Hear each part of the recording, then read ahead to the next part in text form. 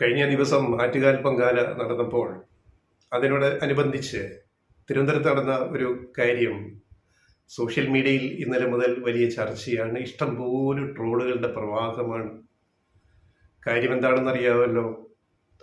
തിരുവിതാംകൂർ മുൻ രാജകുടുംബത്തിലെ ഇളമുറക്കാരനായ ഇപ്പോഴത്തെ ആദിത്യവർമ്മ, ഈയിടെ പത്മശ്രീ നേടിയ ഗൗരി ലക്ഷ്മിഭായിയുടെ മകൻ ഒരു തുറന്ന ജീപ്പിൽ ഒരു എഴുന്നള്ളത്ത് നടത്തി. അദ്ദേഹത്തെ എഴുന്നള്ളിക്കാൻ കുറച്ച് ആൾക്കാർ കൂടിയുണ്ട്. അതായത് പഴയ രാജവാഴ്ചയെ ഇപ്പോഴും ഇങ്ങനെ നെഞ്ചേറ്റിക്കൊണ്ട് നടക്കുന്ന ഒരു ചെറിയ സമൂഹം തിരുവനന്തപുരത്തുണ്ട്. അതെല്ലാവർക്കും അറിയാം. അത് ഈ പഴയ നമ്മളീ പറയുന്ന ഈ കുലസ്ത്രീ കുലപുരുഷ മഹാത്മ്യം പേറി നടക്കുന്ന ചില സമുദായത്തിൽ ബന്ധപ്പെട്ട് നിൽക്കുന്ന ചില ആൾക്കാരുണ്ട്. അവർക്ക് പലർക്കും ഇപ്പോൾ സംഘപരിവാറുമായിട്ട് വളരെ അടുത്ത ബന്ധമുണ്ട്. അപ്പം അതിൻ്റെ രാഷ്ട്രീയം എന്താണെന്ന് നമുക്ക് ഊഹിക്കാവുന്നതേ ഉള്ളൂ. ഇത് ഏത് ലോകത്താണ് ഇവർ ഈ കോപ്രായം കാണിക്കുന്നത്? ഇങ്ങനെ പരിഹാസ്യരാവേണ്ട കാര്യം ഇവർക്ക് എന്താണ്? ഈ അമ്മയ്ക്കും മകനും. ഇത് കഴിഞ്ഞ വർഷമാണ് ഈ ഷോ തുടങ്ങിയത്, അമ്മയും മകനും കൂടി. ഇന്നിപ്പം ഇത് രണ്ടാമത്തെ ഷോയാണ്. എന്നിട്ട് പറഞ്ഞു വരുത്തുന്നത് ലോക്സഭാ തിരഞ്ഞെടുപ്പിൽ തിരുവനന്തപുരത്ത് ചിലപ്പം ആദിത്യവർമ്മയെ മത്സരിപ്പിക്കാൻ പോവുകയാണ്. ഗംഭീരം. സ്ഥാനാർത്ഥിയെ ആരെ നിർത്തണം എന്നിങ്ങനെ BJP ഇപ്പം ഇങ്ങനെ പലരെ തേടി പോയി. ആദ്യം കേട്ടത്, പിന്നല്ല രണ്ടാമത് കേൾക്കുന്നത്, പിന്നല്ല മറ്റൊന്ന് കേൾക്കുന്നത്, പിന്നെ വേറൊന്ന് കേൾക്കുന്നത്.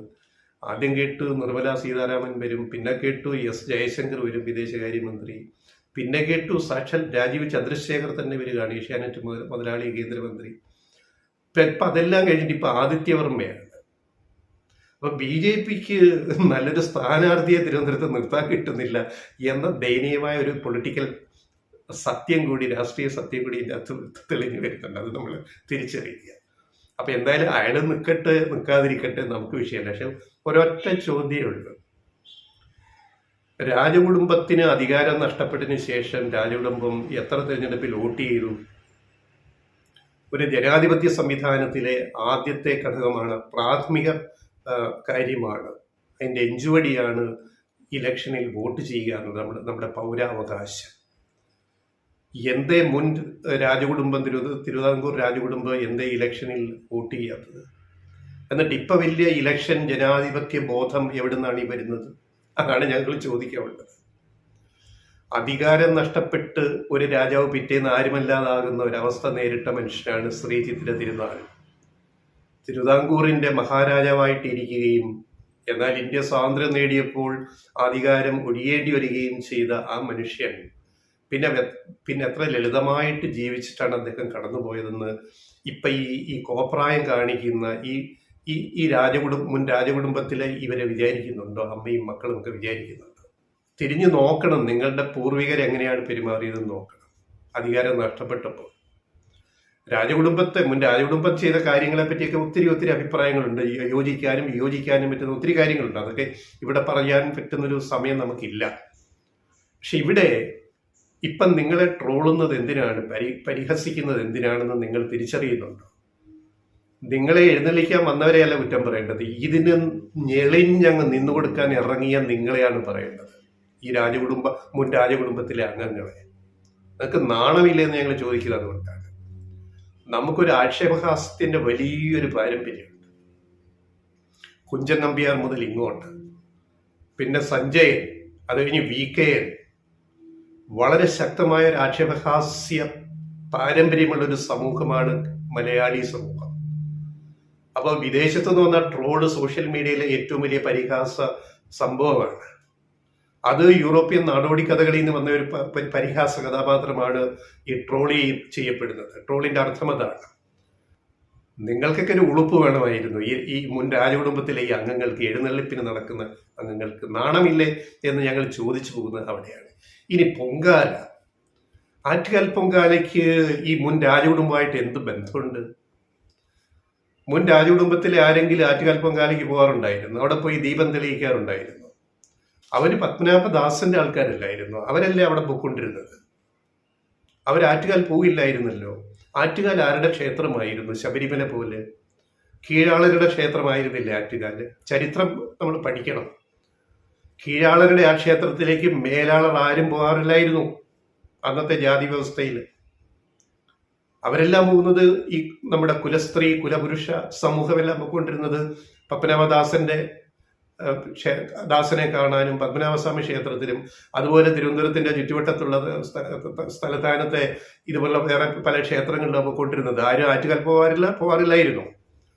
ആറ്റുകാല് പതുക്കെ പതുക്കെ ഇങ്ങനെ പ്രാധാന്യം നേടിയപ്പോൾ വരുമാനം കൂടിയപ്പം അത് കൈയടക്കി ഈ വരേണ്യവർഗം കീഴാള റൗട്ട് എവിടെയും നടന്നിട്ടുള്ള ഇതാണ് അധികാര, അതായത് വിശ്വാസത്തിന്റെ അധികാരം, രാഷ്ട്രീയ അധികാരം പോലെ തന്നെ വിശ്വാസത്തിന്റെ അധികാരം.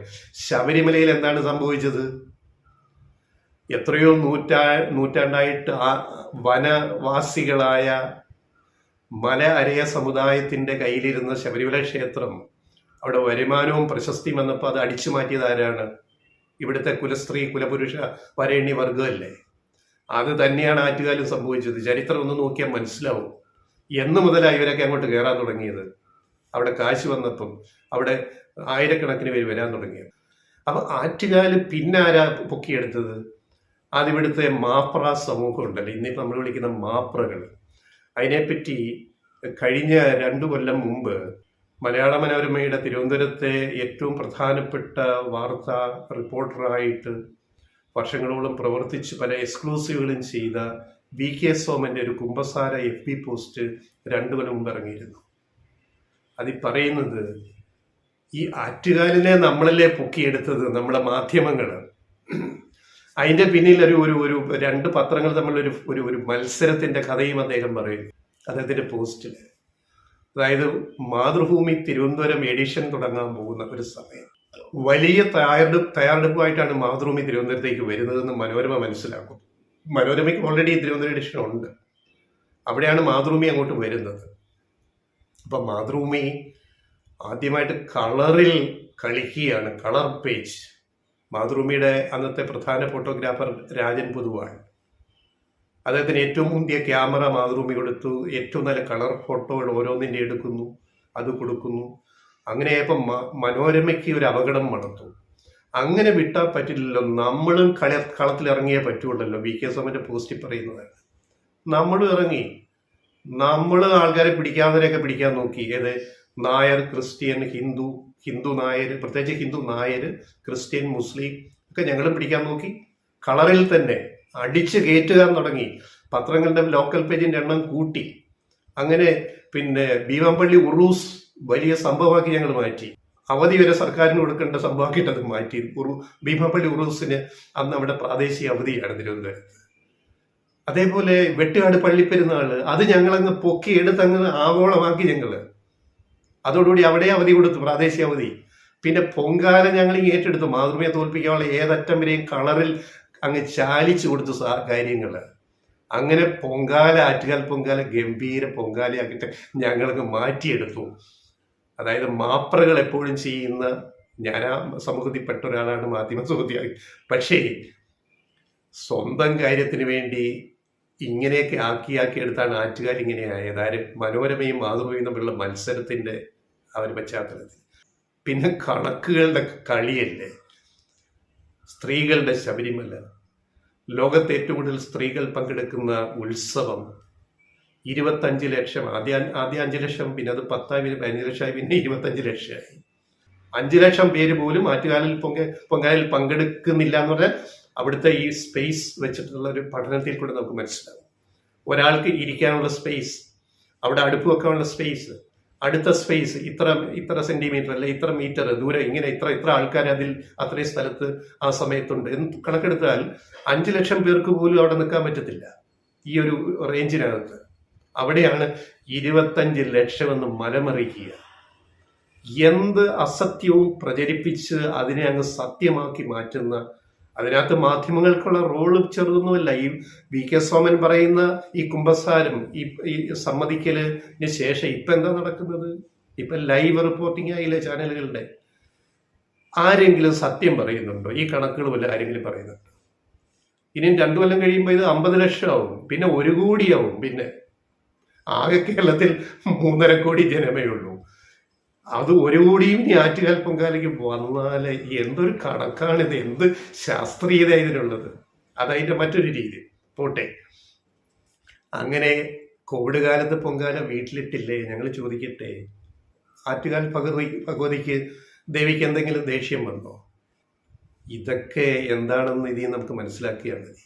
ഇതൊക്കെ ചിലരുടെ വയറ്റിപ്പിഴപ്പിനുള്ള സംഭവങ്ങളാണെന്ന് മനസ്സിലാക്കിയാൽ മതി. അതിൻ്റെ അകത്ത് മാധ്യമങ്ങളുണ്ട്, മാപ്രകളുണ്ട്, രാഷ്ട്രീയക്കാരുണ്ട്, മറ്റ് വിശ്വാസ സമൂഹമുണ്ട്, എഴുന്നള്ളിപ്പ് സംഘമുണ്ട്. ഇത് കവടിയാർ കൊട്ടാരത്തിലെ അംഗങ്ങളെ എഴുന്നള്ളിപ്പിക്കുന്ന ഈ സംഘമുണ്ട്. അങ്ങനെ പലരുമുണ്ട്. കുലസ്ത്രീ സമൂഹം, കുലപുരുഷ സമൂഹം എല്ലാം ഇതിൻ്റെ അകത്തുണ്ട്.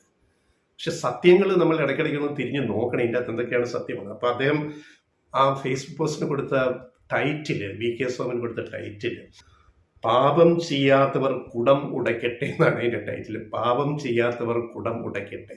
കുടം എന്ന് പറഞ്ഞാൽ പൊങ്കാലക്കുടം മൺകുടമാണല്ലോ അതിൻ്റെ ഒരു സിംബോളിക്കായിട്ട് നമ്മൾ കൊണ്ടുവരുന്നത്, പായസം നിവേദ്യം വെക്കാൻ വേണ്ടി. അതുകൊണ്ടാണ് ആ ടൈറ്റിൽ കൊടുത്തത്.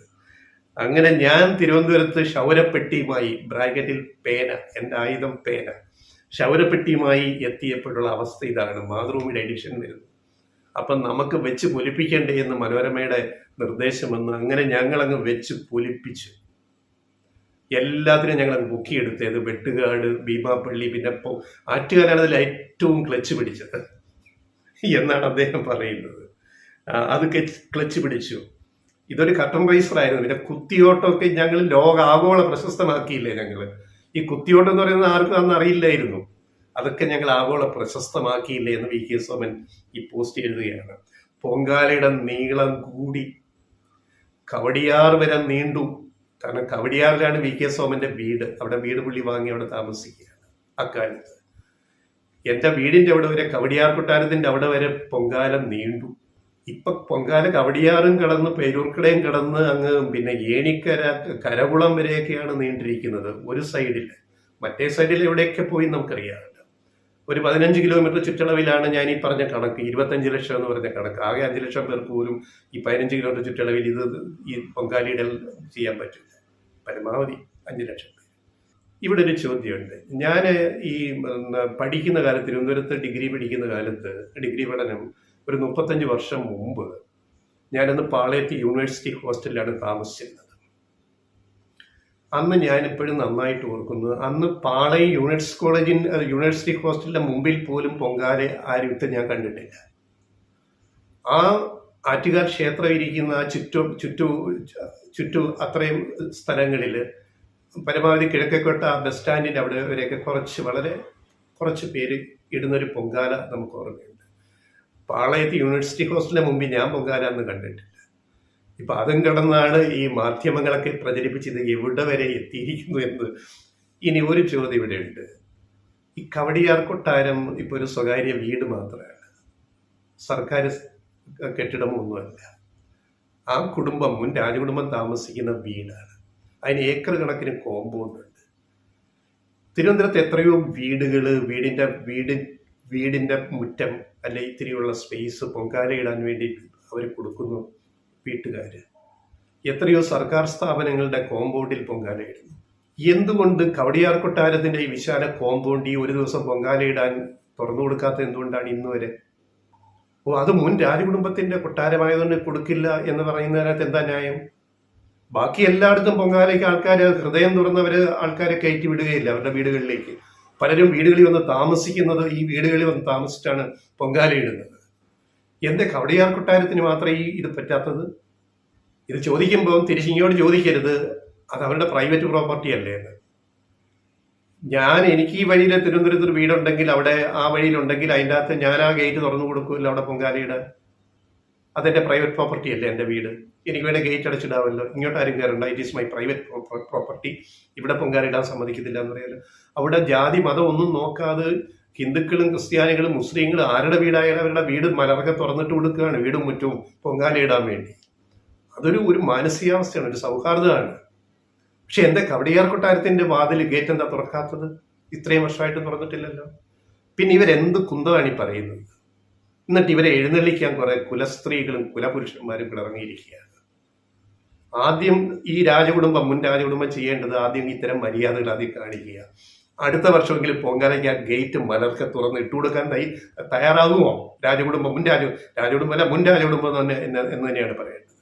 തെരഞ്ഞെടുപ്പിൽ വോട്ട് ചെയ്യാത്ത മുൻ രാജകുടുംബത്തിനോട് ഞങ്ങൾ ചോദിക്കുകയാണ്, അടുത്ത പൊങ്കാലയ്ക്ക് നിങ്ങൾ നിങ്ങളുടെ ഗേറ്റ് തുറന്നിട്ട് കൊടുക്കുമോ? ഒരു 10 പേർക്കെങ്കിലും അവിടെ പൊങ്കാലയിടാൻ ഇത്രയും തിരക്കില്? ശബരിമല പോലെ കീഴാളരുടെ ക്ഷേത്രം കൈയടക്കിയിട്ട് ഇപ്പൊ അഭ്യാസങ്ങൾ കാണിക്കുക, കോപ്രായങ്ങൾ കാണിക്കുക, അതിനെ പരിഹസിക്കും. സാമൂഹ്യ മാധ്യമങ്ങൾ പരിഹസിക്കും, ട്രോളിടും. ആ ട്രോള് ഇടുന്നത് എന്തുകൊണ്ടാണെന്ന് ഈ മുൻ രാജകുടുംബം ആലോചിക്കണം. ഇത്തരം ഈ കോമാളി വേഷം കെട്ടാൻ ഇറങ്ങരുത് ഇനിയെങ്കിലും. നാണക്കേടാണ്. നാണക്കേടെന്ന് നമുക്ക് പറയേണ്ടി വരും. കോമാളി വേഷം കെട്ടാൻ ഒരു അമ്മയും മകനും ഇറങ്ങിയിരിക്കുകയാണ്. എന്തൊരു കഷ്ടമാണിത്.